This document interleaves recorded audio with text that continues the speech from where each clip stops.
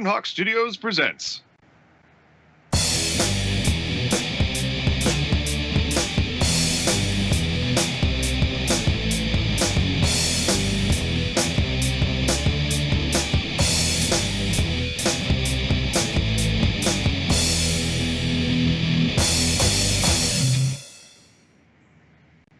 All right.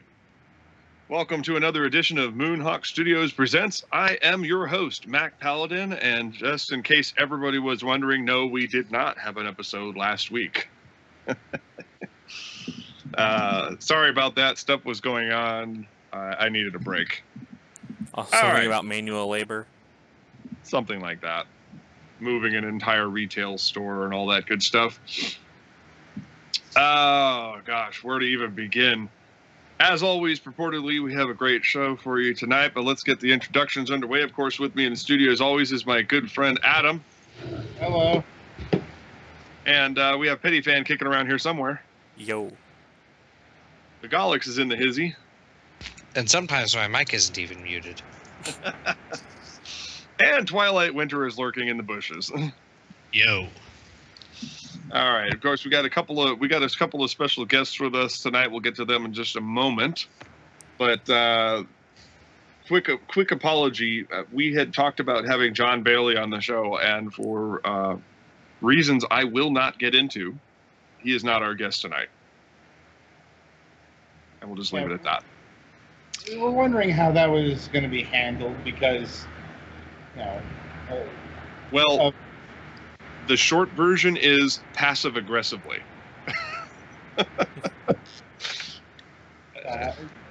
I guess that's better than aggressively? Well, I'm not interested in burning any bridges, but I got other shit to do, so it's one of those things where it's like, it wasn't really a firm commitment to begin with. So, I don't know. Kind of a last minute random, hey, you want to do this kind of thing, and then stuff happened, and oh well.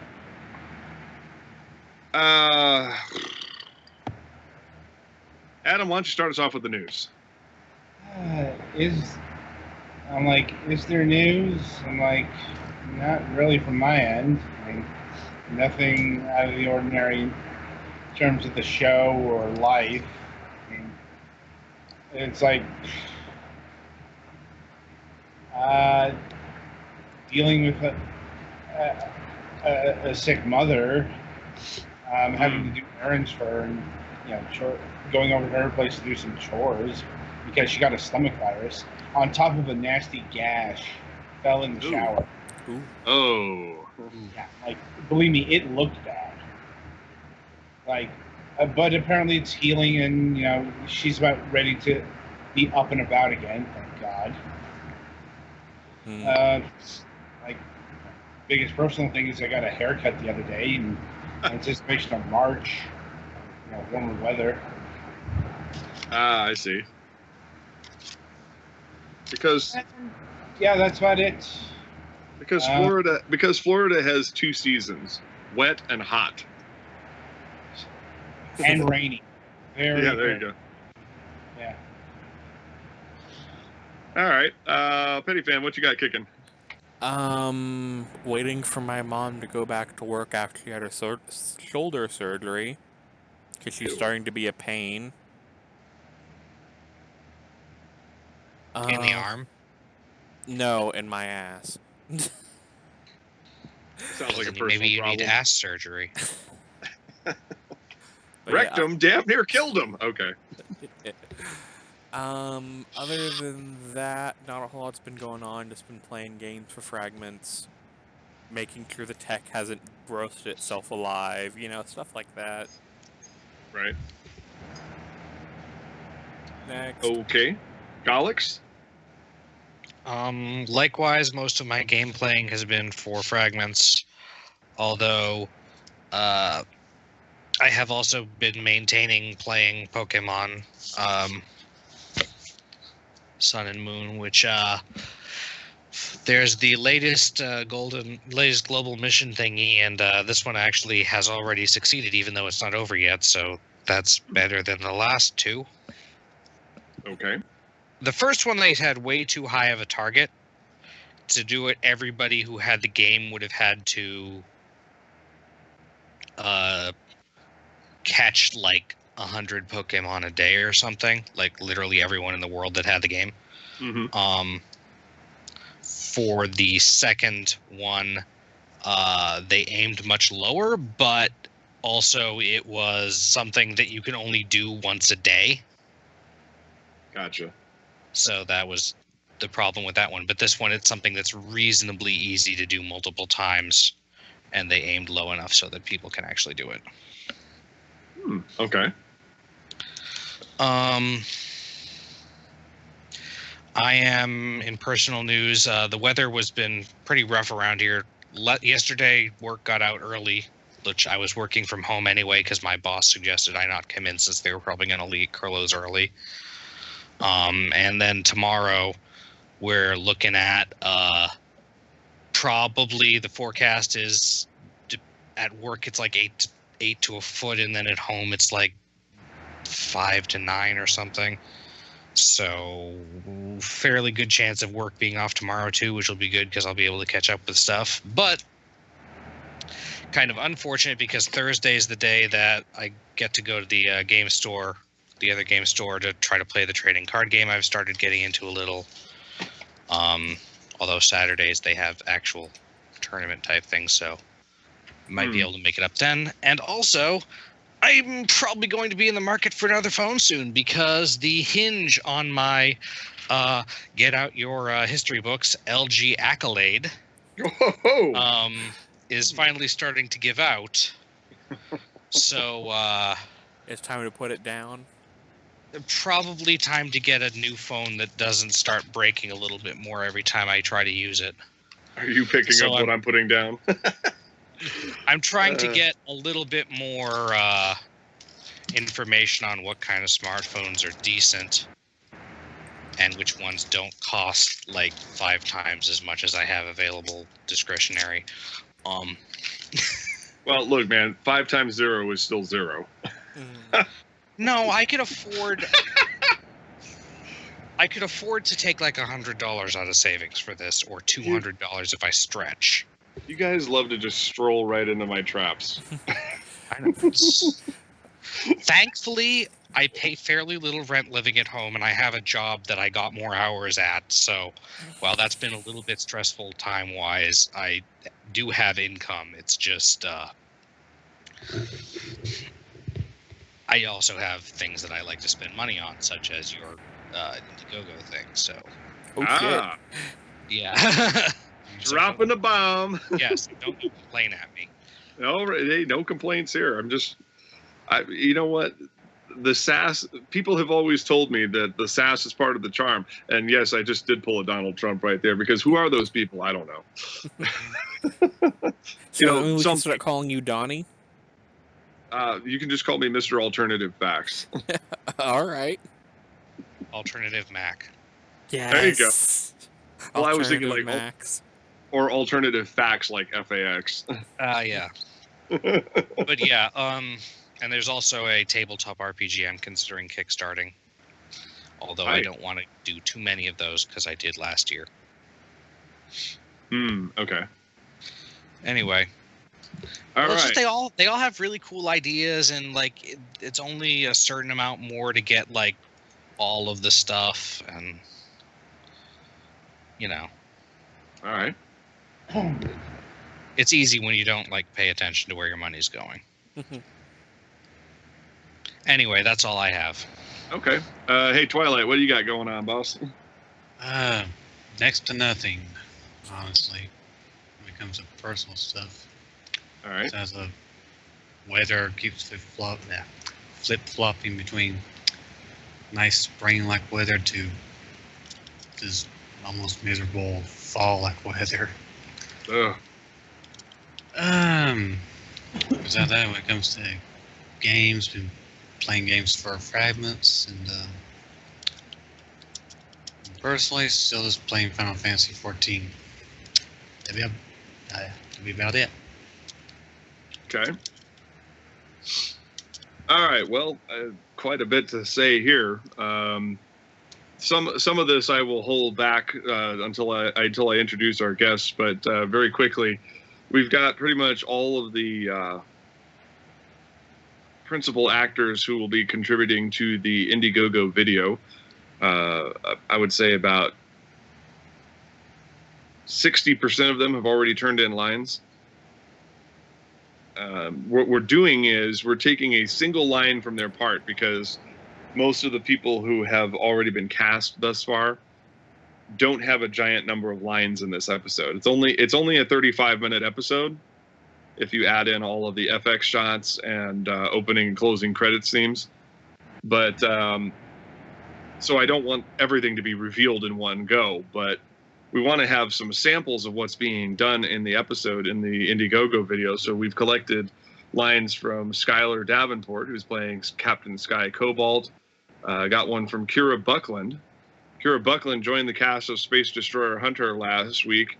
For those of you who are not familiar with her just by name, she played Seraph Edna in Tales of Zestiria.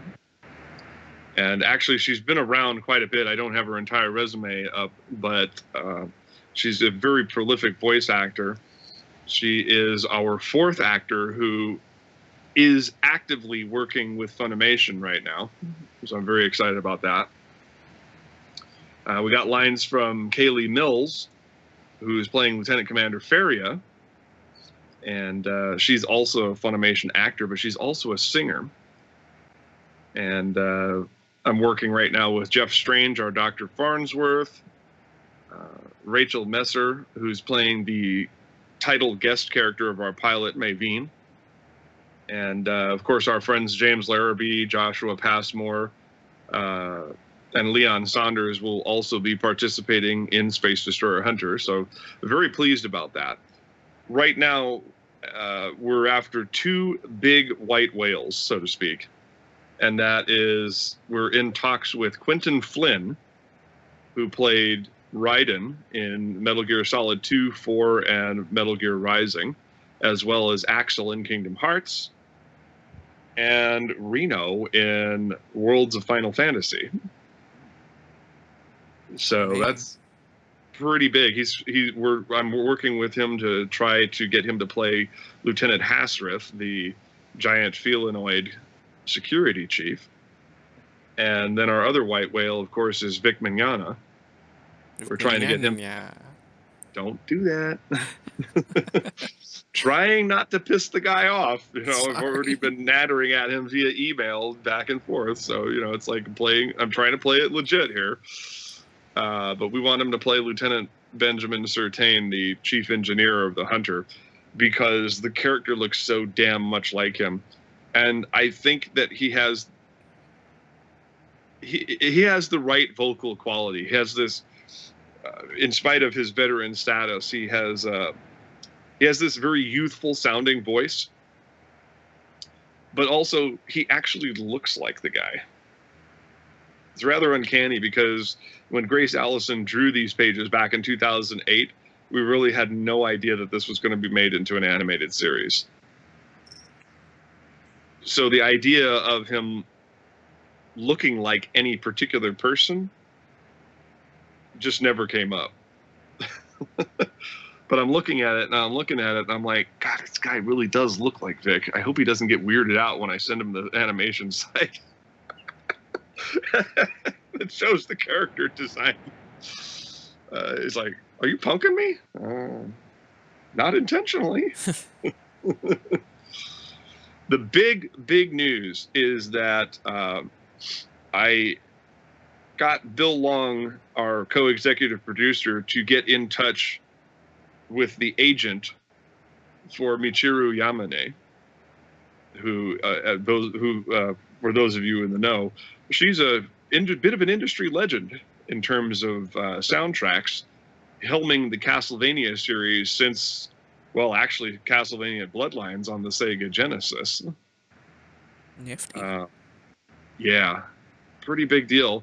What we want Michiru to do is craft the ending theme to the series, which then we will, if we reach our goal, because this is the probably single most expensive thing that is going to be jammed into this pilot episode. So it will have to be a stretch. It'll have to be an optional stretch goal.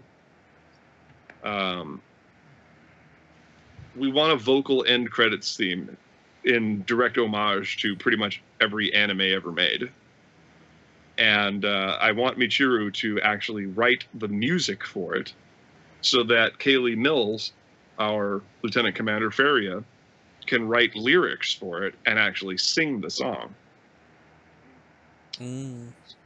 So if we hit $20,000 or more on the Indiegogo, our goal is $15,000. But if we hit $20,000 or more, I'm going to commission an end theme, which will probably run us about $3,000. Nifty. So that'll be the single most expensive. That'll be the most expensive single item on our movie's budget. Not surprising, considering you're going after a name talent here. Yep. Well, we got word back from her agent that as long as it is just the closing theme song and not an entire episode soundtrack, that she should be able to work on it in between tracks of Bloodstained, which she's working on all throughout this year. Yeah, that makes sense. She, I think quite a few people left when Ega left. Yeah, well, actually, when Mercury Steam took over the Vampire Killer / Castlevania series, most of the original players were basically turned out on their ears. Sort of. They were still around, but they were working on mobile games. Yeah. But there's a reason why Fuck Konami has become a thing. Yeah. Well, and it looks like that she's been in the industry long enough that not only can she pick and choose her projects, but she can choose to devote an entire year to a particular project and not worry about anything else. Which is not shocking to me in any way, shape, or form. It's like, well, this is what I'm going to do in 2017, and then we'll talk about this other thing in 2018. Given how many performances I'm sure that she does, bookings, interviews, consultations, and so on and so forth, she probably doesn't need to take on like 5 and 6 games a year. No, I think she was pretty involved with Video Games Live. Oh yeah? Tommy Tellerico. Some musicers just got a music. Yep. Oh, jeez. Yeah, apparently she's also doing the soundtrack to Monster Boy and the Cursed Kingdom. Oh, well, there you go. It's kind of relevant because we're interviewing the developers in a few weeks. My show. Yep. I just had a talk with Nathan Bonner. He's our lead animator for Space Destroyer Hunter, and he was telling me that he looked over the script and he said it's gonna be a little bit of a challenge because of all the costume changes in this particular episode, but he says he still thinks we can do it on time. My goal will be that if we are able to get it funded, I'm going to let you all in on a little secret, so it won't be a secret any longer. If we get enough to cover the voice actors and the first act of the animation, we're going to go ahead with it and then try to find alternate ways to fund it as we go. Because I've long learned not to trust crowdfunding, not to put all your eggs in one basket. And this is why I have elected not to use Kickstarter. Because although Kickstarter has a slightly better reputation than Indiegogo, Kickstarter also is all or nothing. Whereas Indiegogo, if you're willing to take a slight penalty on your fees, you can take whatever you get. And that's particularly good. Like, I have actually heard of campaigns getting within $1 of goal and blowing it. Yep, I've seen that. Yep. So if we got $14,999, I don't care if I have to pay 9% instead of 4%. I'll take it, because that means that we can. It's like, really, if we wanted to just go with it and not pay anything out of pocket, $10,000 is the minimum magic number, just for this one episode. But we'd feel more comfortable with $15,000, because then I can actually advertise. Makes sense. Which So is, that- important to stuff. Right. And like I said, there's an incentive to get us to $20,000, because then that means that I can afford reshoots with some of these bigger stars. I can do re-recordings with the bigger stars. But that all dovetails into our guest tonight, returning to the podcast at long last for one night only. My good friend Keith W. Hi, Where the shit He everyone. lives. No, Yep. I don't. Don't lie. And you guys may remember him from when he came on to talk about his independent game. We have Alex Womack here. Hello. Before the show, we got together to talk about the campaign and what we're actually going to do. So I'll be talking a little bit about rewards, and they'll be interjecting, I'm sure. One of the things that I've decided, I've been looking at some of the Kickstarter and Indiegogo campaigns for other productions. One of my models is another Vic Mignogna project, Star Trek Continues. And I'm going to be going for a all digital rewards option, largely because we don't have the manufacturing capabilities to press DVDs and Blu-rays and mail them all around the world. So the reward tiers are going to go pretty much as follows. At the lower tiers, you will get a digital PDF copy of the novel The Admiral's Daughter, which Space Destroyer Hunter is based on. We call it the Backdoor Pilot. The backdoor pilot. Yep, you said it. I did not. Wink, wink, nudge, nudge. I guess that's better than a backseat pilot. Get out. Wow. And then as you go up, the list, you start adding things like we're going to be doing. I don't know if you remember this, but at one time we had the storyline. Maveen was actually supposed to be a spin-off webcomic of Starship Moonhawk. It was supposed to be the debut, and artist Grace Allison and I worked together between 2008 and 2011 to produce the pages for that.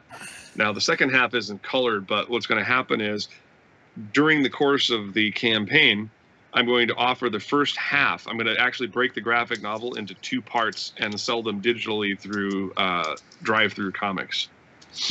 And the first half will be available to lower tier contributors. So we're going to add stuff as we go. So we've got you contribute $1 to $5, you'll get our eternal thanks. Possibly a mention in the end credits. We'll see how that goes. It depends on how many people actually buy into it. $5 or more, you get a digital PDF of the novel. $10 or more, you get the novel and part 1 of the graphic novel, as well as our eternal thanks and a mention in the credits. And as you go up the line, you start adding things. At the higher tiers, you'll get a digital download of an ISO that you can burn and make your own DVD. Huh. It'll be higher resolution because our distribution of the series is going to be through YouTube and Vimeo. So the ISO, of course, will be higher resolution so that you can play it on a large screen TV without too much degradation in quality. Right. Because gonna we're be- considerate that way. Yep. So, I mean, if you Consider it. Yes, that's the one. right. Don't think I'm going to offer a Blu-ray option because really I don't want to put that large of a file on a server somewhere. The server And to be go up honest- into flames. Well, and the other thing is, since we're doing it at Anime Studio, we don't want to reveal too many of our cheats and imperfections. You know, If you look at the Moonhawk from a different angle, there's no cockpit. get out. The Moonhawk does not have a cockpit to begin with. I know. I think you're thinking about a different cock and pit, dude. That was intentionally a ludicrous statement. They've gone to plaid. Now Yes, we can't reference we were- Spaceballs yet. No, nah, we were making Spaceballs jokes the other night while working on stuff for this. Ludicrous speed, plaid, all of these things were made fun, brought up throughout the course of that conversation. Debating on referencing in the actual product. Indeed. As you go up the line, we're gonna try this whole thing with, and we'll see which actors are down for this. But one thing that they offered at the lower tiers were the co-stars of the episode. You could get a up to 30-minute Skype call with them, which I thought was kind of cool. So we'll see who's down for that, and then offer that. Sorry, I inhaled that tea, and then everybody started joking around.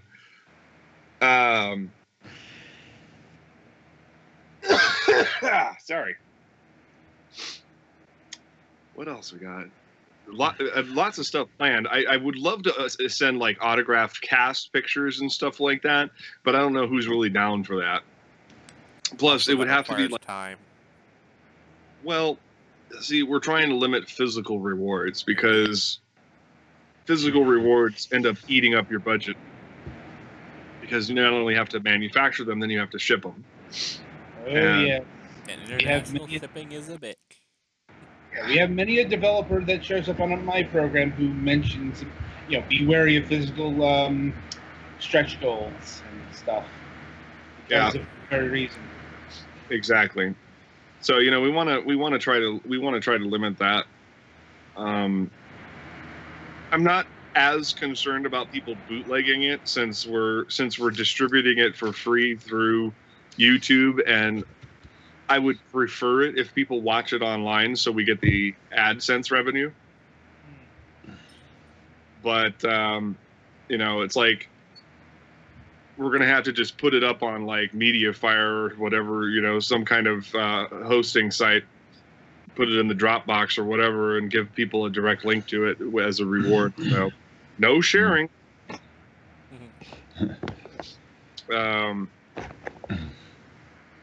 If we catch you with piracy, we will make you walk the plank. Wait.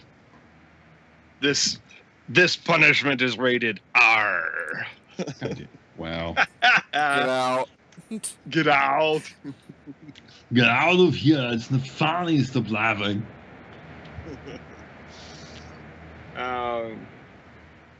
And derailed. Yeah, I don't even know anymore. Alex, do you want to talk about some of the challenges we're facing with manufacturing our pitch video? Tell them about your process. Oh.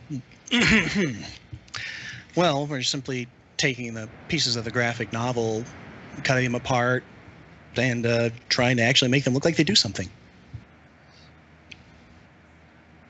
Thanks. When you put it that way, it sounds so easy, but I'm sure it takes a lot of hard work and effort.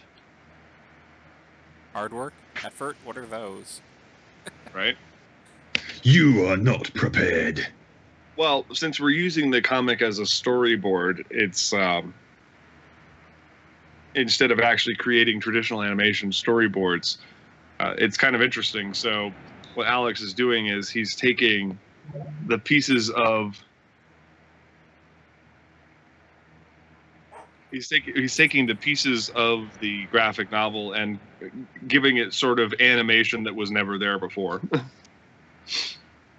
Because, as I said, we've got some lines recorded from the episode that we're syncing up with these images.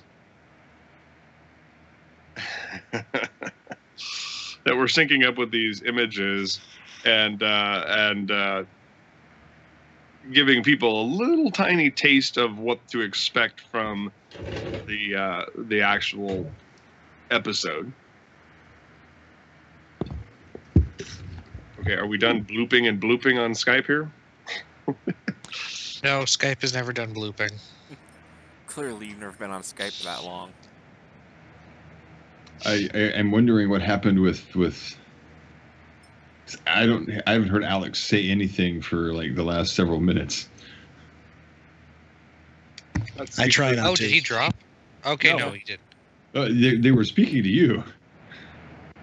Yeah, spoke. well, he said something that lasted about 22 seconds, and then I said, "Thanks," because he just trailed off and stopped.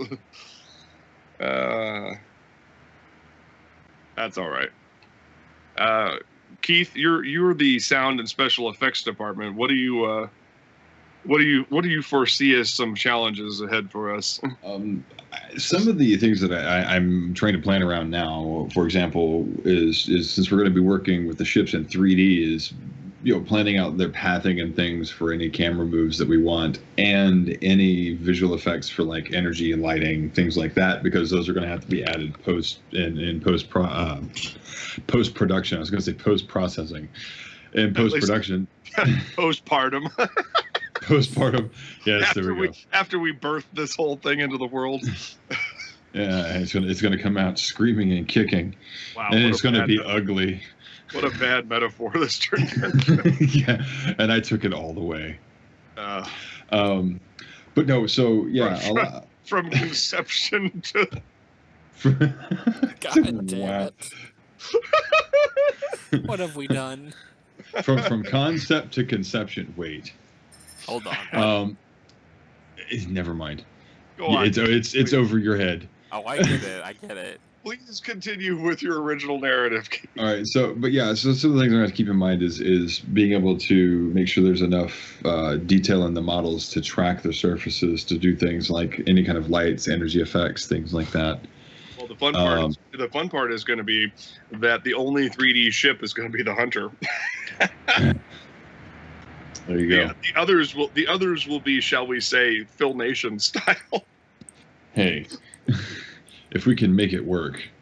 Right. But that's also some of the things that are going to come into play as we go through, like with the other animated areas, like interiors of the ships, any kind of special lighting, any type of energy effects. A lot of that's going to be post-production visual effects work in order to get it to look like it belongs. I guess is kind of the going to be the trick.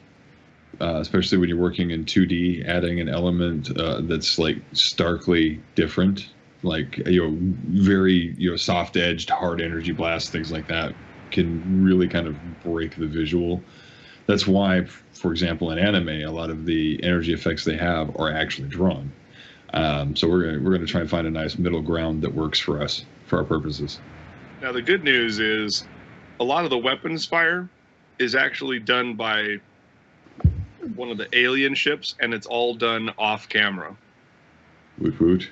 The only actual ship special effect will be the tractor beam escape sequence. Mm-hmm.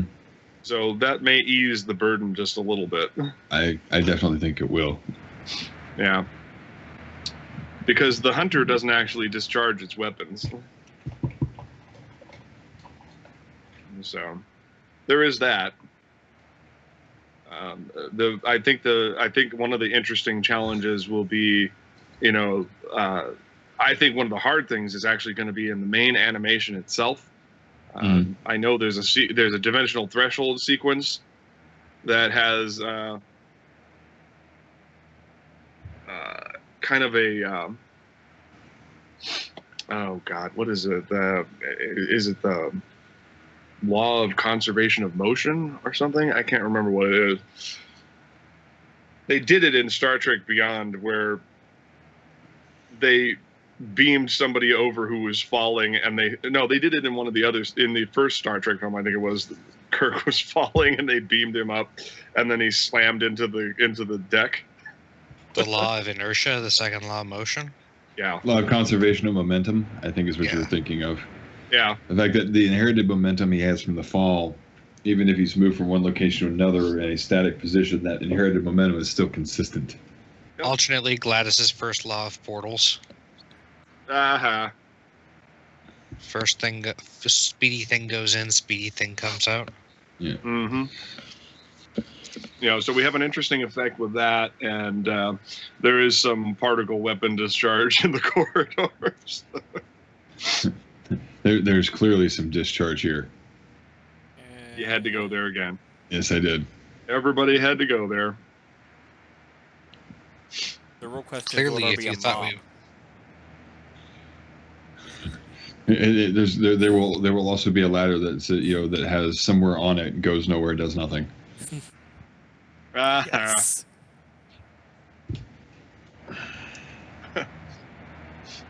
This pipe serves no purpose. Come on, Mac, you get the goes nowhere, does nothing thing, right?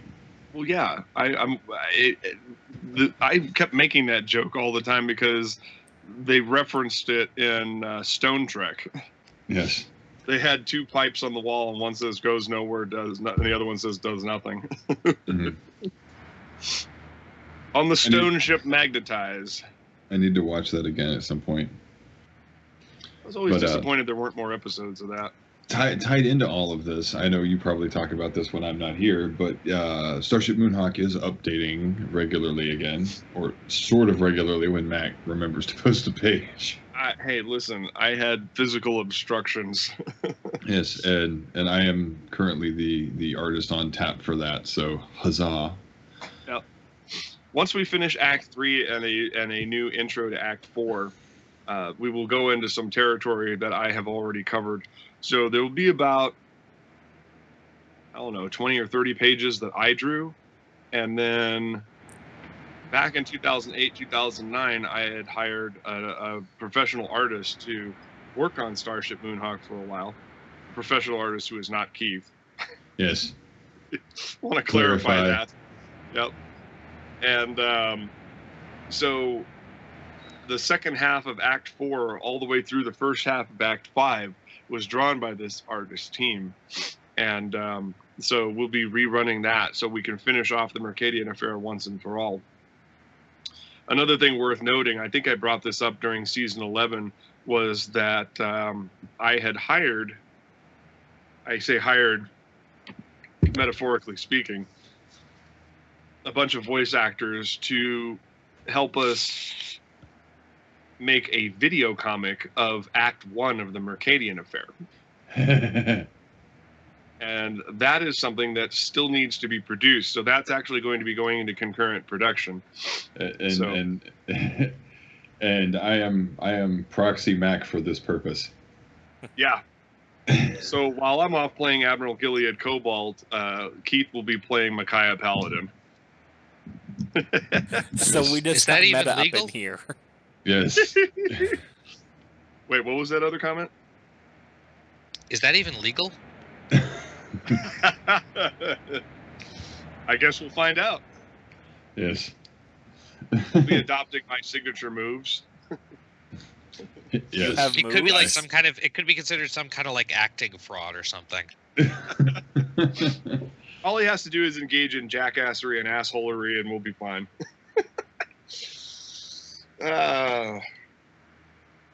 No, in terms of vocal quality, I think his voice is better than mine for that particular role. And Keith has more range than I do. I try. But yeah, we talked about it, and we actually did like a test conversation just to see and clip it together to see what the two of us, with him as Cobalt and me as Mac, bouncing back and forth would sound like. And it worked. This story got very Russian. Vasprutia, bitches, I'm back. I am the machine. Fuck that bitch. This is Russia. Okay. Okay, yeah. So many people may not know what the hell we're talking about. Yeah. Bert Kirshner. Yeah, Bert Kirshner is freaking hilarious. Yeah. Sorry Insert for stealing an your end material, bro. So insert and end promo. Oh man, just so much stuff is going on. I've I've really been stretching the definition of what an executive producer does, because I've also really been the casting agent for this whole thing, and that's been extremely tiring. Wrangling all of these people. I can't wait to expose everybody to James Larrabee's Vice Admiral Torrance Coulson. Oh God, that's going to be amazing. Don't be mundane, Gilead. Oh God. Maybe maybe we'll be able to get a casting director in future projects.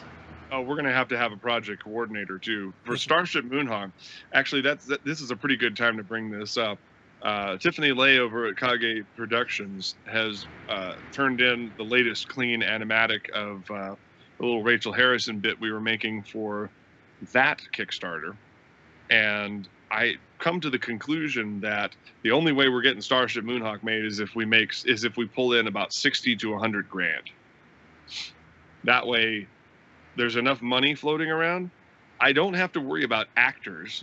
Amazingly, almost all of the dialogue is done. That is not a small amount of money. No, but see, animation is expensive. I don't know if you've heard. Yes. I've heard. Also time consuming. Yeah. And shot on by YouTube. Mm-hmm. Yeah, I heard about Channel Federator. Well, the huge difference between the two series is that Space Destroyer Hunter is going to be done in Anime Studio Moho, whatever they want to call it now, and so it's going to be done with rigging. Well, my last conversation with Tiffany was that she's decided that since we're doing Anime Studio for Space Destroyer Hunter, she's going to take her time with Starship Moonhawk and not do rigging. She's still using Toon Boom Harmony Pro to make it, but she's doing it more traditionally. Oh. Yeah, So that's, it's yeah, that's gonna up the expense. Yep. So she said it would take more time, and I said, well, take your time and do the absolute best that you can. I said, since the pressure is off, since we're kind of flipping the hourglass over, I said, I was quite frank with her. I told her, I said, the only way that we're going to get Starship Moonhawk made the way we want it to be made is if we get something under our belt that doesn't cost as much. I said, so maybe Space Destroyer Hunter is not going to be, at least not initially, as we get more backers, as we're able to draw in more money to improve the production quality and bring more people on. Then both series will start to align with each other in terms of quality. But in the beginning, it's going to be a little bit rough. I mean, there's just no way around it, because we're working on a tight deadline with minimal funding. But this is kind of a test for us. I'll come right out and say it. I believe that the I'm trying to think of the word here.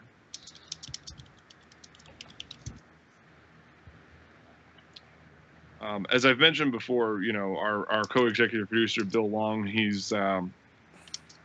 has patrons in both the Los Angeles and Phoenix area film collectives, and while they've expressed interest in the project, they haven't committed to any funding.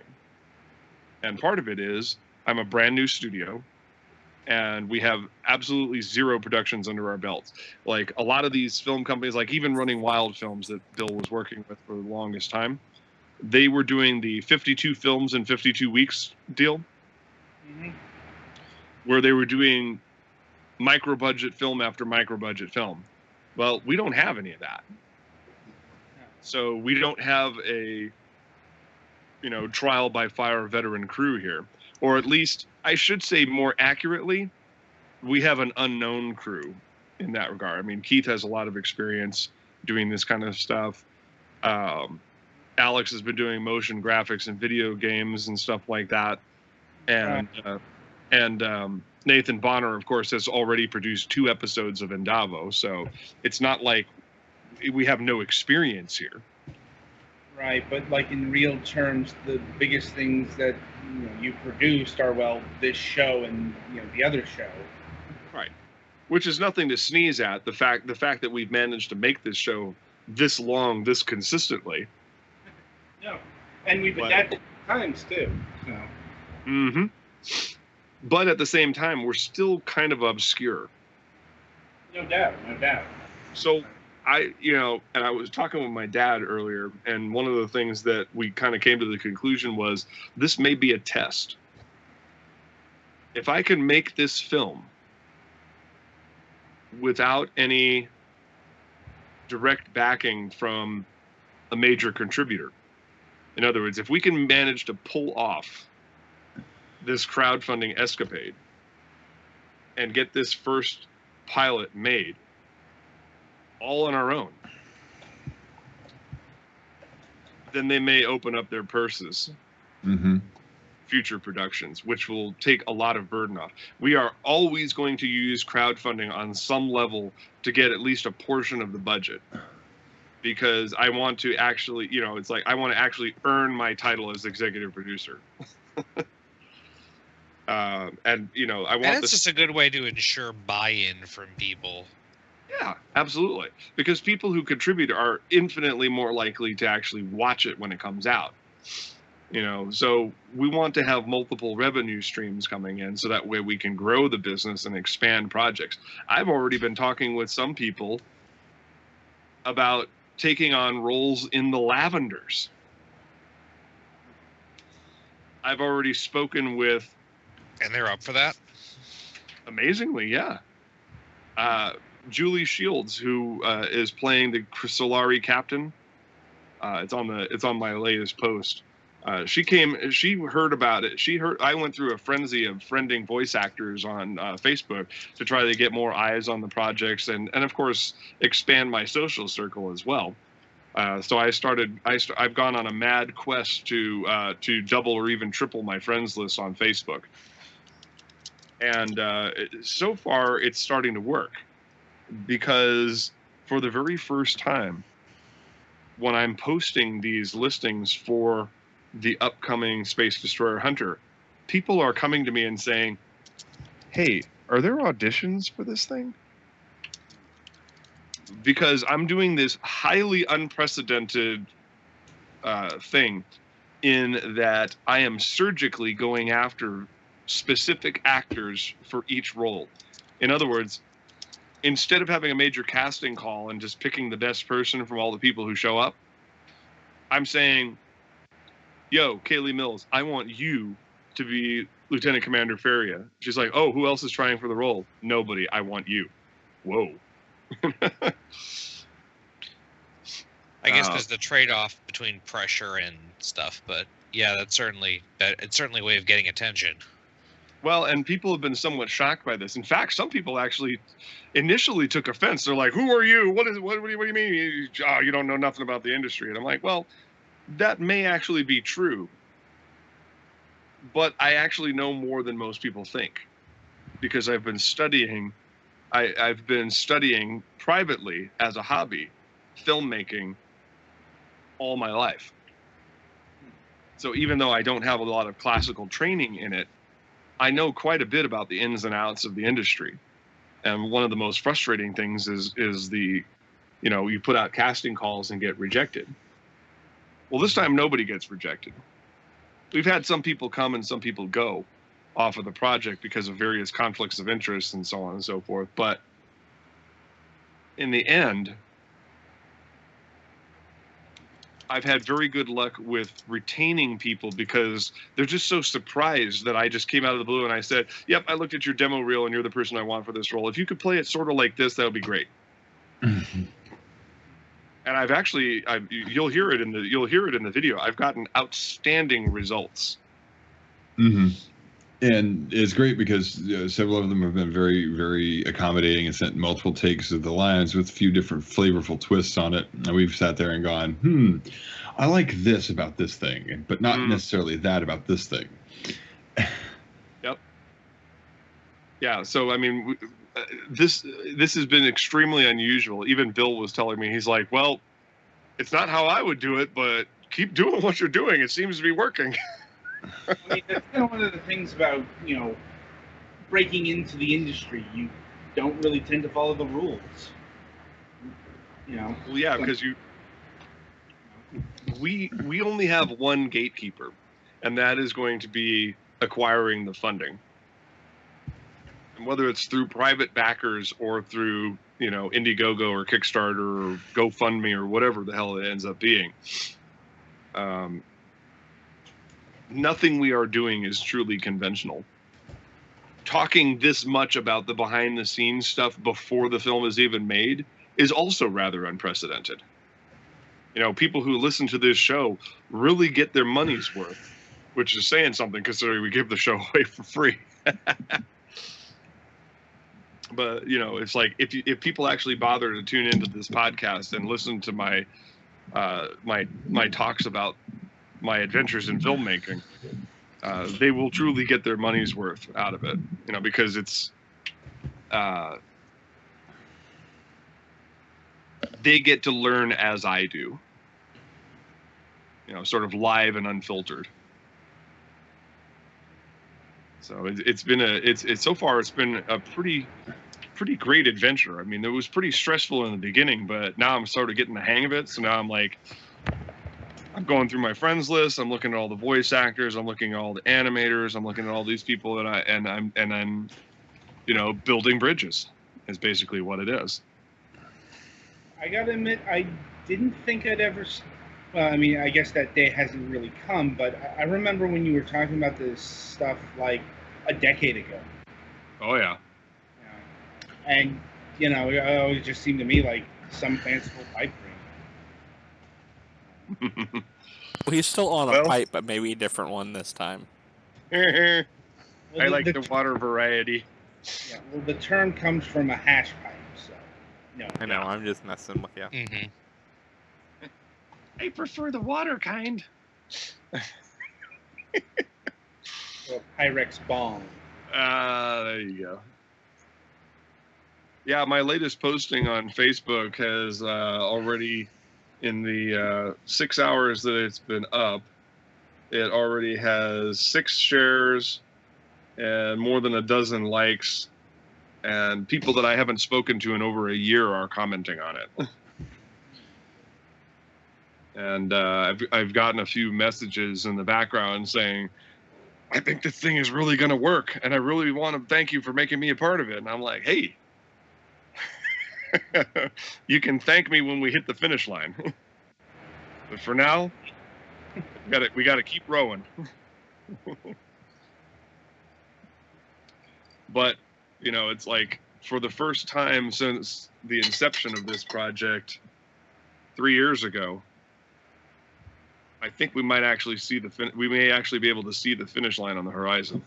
The goal is inside, and that's a G.I. Joe the movie reference for anybody who's familiar with the the animated movie. Dun, dun, dun, dun, dun, dun, dun, dun. Cobra. Anyway, Something American something.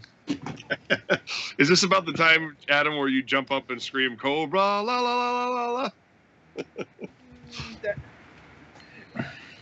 It might help if you actually remembered the words. Oh yeah, I know. Lyrics are overrated. I mean, the G.I. Joe the movie wasn't very good. No, it was not. I mean, shit, it wasn't good enough to get into theaters.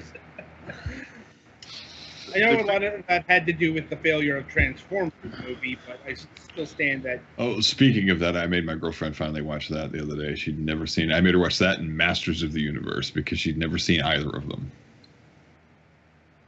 That's like the Hasbro trifecta of bombs.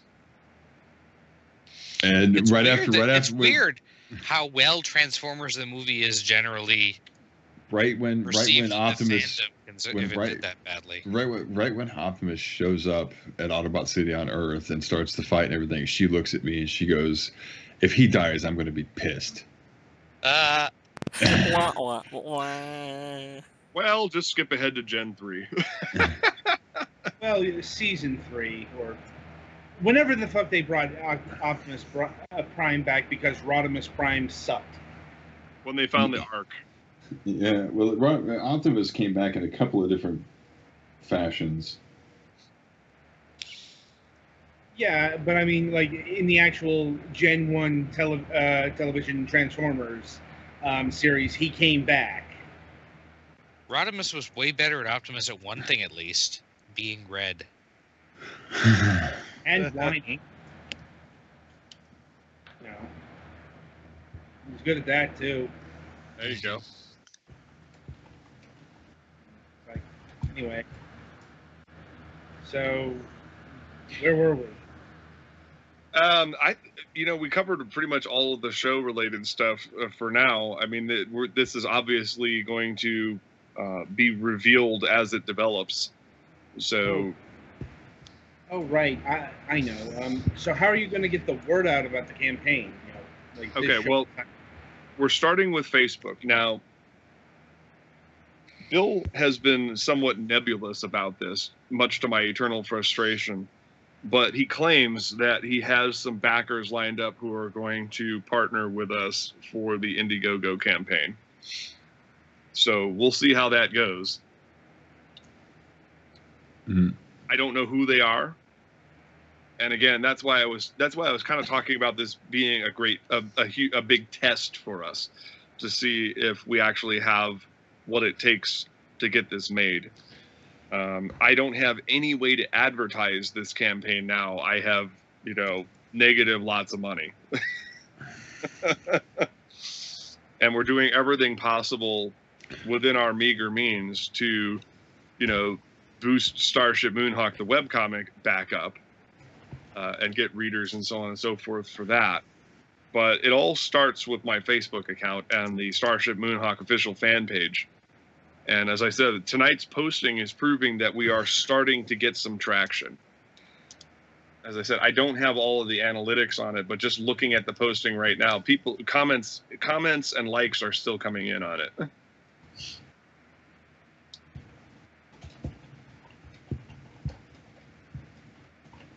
So, and again, as people start realizing who we've already signed to do parts in this, I think it's gonna gain even more traction. Now, some of them have held off on actively promoting it because I'm sure they're waiting for the actual Indiegogo campaign to begin. I don't want to use the term Kickstarter like Kleenex. It's not a generic term. But I'm catching myself doing that. Just call it Fund Crowder. Money grubber. That's later. I think that's past the boundary of, okay, so be honest. Okay, not that honest. Okay, the question is, if we get 200% to budget, am I allowed to go get wheelbarrows full of pennies and then jump into it like Scrooge McDuck? Only if you want to break something. Right. That will be like that fucking German guy who like has the frozen pond and he's like, I am, and he runs and jumps and he says, I am fuck, and runs and jumps and smashes his ass on the ice and slides across the fucking pool. But the greatest part about that is still him screaming, I am fuck. Is that what you're gonna say before you break your neck? There, Mac. There's a word in Vulcan for that moment you realize what the word fuck means. All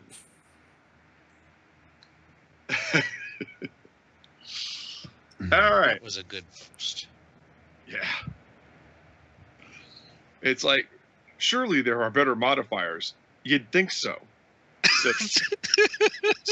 Said the weary Vulcan professor. You'd really fucking think so. And that's when the sun burst into a Taurus. Yes. All right. Well, I think we've had a pretty good show tonight. Don't you guys think so? Mm-hmm. Mm-hmm. Had some fun talking about stuff. Any conversation that leads to Transformers and or G.I. Joe is good in my book. But yeah, be looking forward definitely for more conversation on this as it develops, because this stuff is going to be happening very, very rapidly, and the actual campaign starts next week on the 14th. Oh man. Yep. That's So next Tuesday. yep. So we're gonna be hauling ass on making this video. I've got to write about a 30 to 45 second blurb where I introduce myself. One of the big things that they have stressed in the in the sort of model for success in crowdfunding is that you always start your video with a personal introduction, a live personal introduction. And while in our last one I did actually introduce it with my voice and my picture, I wasn't actually talking live on camera so people could see me. It engenders trust. And so that's what I'm going to do this time around. I'm going to put up some butcher paper in my office so it doesn't look like such a shithole. And we'll go from there. Man, you sure you're not Indeed. gonna like scare them off? Now, is it new butcher paper or used butcher paper? Yes. Oh God. I will have fresh cuts of meat hanging from it. Yeah, I'll have to create some kind of neutral backdrop to cover up my bookcases and giant bins of cables and garbage that sit behind me in my office. I've got all manner of completely useless computer crap sitting behind me. Maybe I could ISA just cover cards? Maybe I could just cover it up with this yoga mat that I use as my sound buffer. I have a yoga mat in here that I put up on the walls as a sound break. Interesting use for yoga mat. Well, I sure as shit ain't using it for yoga. You'll dislocate a hip doing that shit. Oh God! You start out with the basics, you know. You don't jump right to the advanced class just because you saw The Matrix. And remember, always repulse the monkey. Anyway. That's a way to end the show. Yep. All right. Well, thanks. Thanks again to Keith and Alex for joining us on the podcast. I'm going to continue to talk to them after we're done here. But and actually, you guys can listen in for a few more minutes while we're chatting because we're going to talk some more production stuff. But until next time, this is Mac Paladin on behalf of the crew at Moonhawk Studios Presents. Thanks for listening and stay safe out there, kids.